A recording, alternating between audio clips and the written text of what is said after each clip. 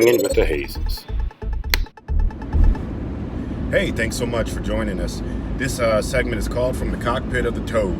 And today I want to talk about habits that we need to break.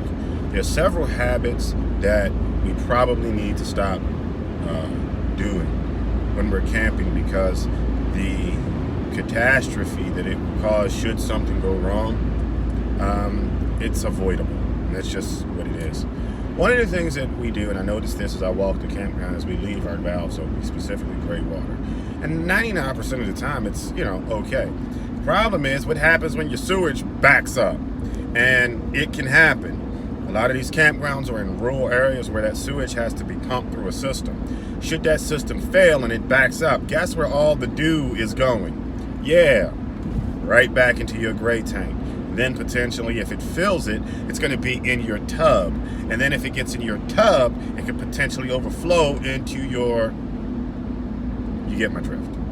Nobody wants to walk around and end up discovering that they got a pooey floor because they left their valves open. Let's break that habit. Stop leaving valves open. To be honest with you, it's just laziness. Go close them, open them back up. I know it's a pain, but let's face it, in some of these campgrounds, and I'm not even talking state parks, county parks, that type of thing. I'm talking about commercial campgrounds. When it happens, they're not responsible for it. So, close your valves. It's better that the hose pops and it leaks all over the ground than to be in your stuff. Okay, let's see. What other habits do we need to break? When we leave our campsites, a lot of people leave their water on.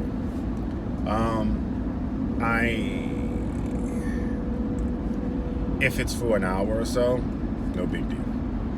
If I'm going to work, because I work probably 45 minutes away from home. The campground probably will call if there's a problem, but most of the time they won't know. For me to get back home, it's going to take me forever. So what I did, instead of shutting it off at the main valve, I installed a short little doohickey that has a switch. It's got a little ball switch thingy going on in there that shuts the water off. So though pressure is building up in the water hose itself, I'm not putting and exuding pressure on the lines in the coach. So if there were a failure, we're talking minimal carnage, and if the water hose itself bursts, it's outside, I could care less. It might get a little bit on the inside of the bay, but I probably need to clean it anyway. So turn your water off when you leave more than an hour or so. It's the safer thing to do. Last but not least, listen, I cannot stress the importance of this. Check your tire pressure, and if you can afford one, put a tire pressure monitor on your coach, your trailer, your tow vehicle. If you got a tow, put it on there. The last thing you need is to be going down the road and not knowing that you're dragging your toad on the rim until you see sparks flying out, okay? Not a good look. The last thing you need to do is have a malfunction in your motor coach or your tow vehicle because you are running 50 pounds of air when it should be closer to 90, 95, or 100, maybe in upwards of 120, depending on the load that you're currently carrying. So, if I can recapitulate really quick, A, close your valves. Very important you do that. It's going to prevent all kinds of craziness. B, make sure you turn your water off when you're going to be gone for an extended period of time. Last thing you need is a pipe failure and your coach flooded.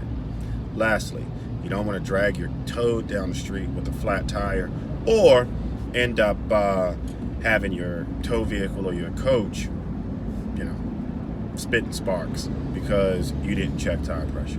Tire pressure check before you roll, it's good.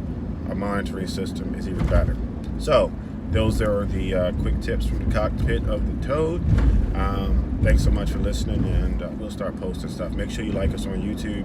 Check out our Facebook page. We got a new one up. I promise to start doing more of these. And I got some other good information I want to share too. Thanks a lot. See y'all soon.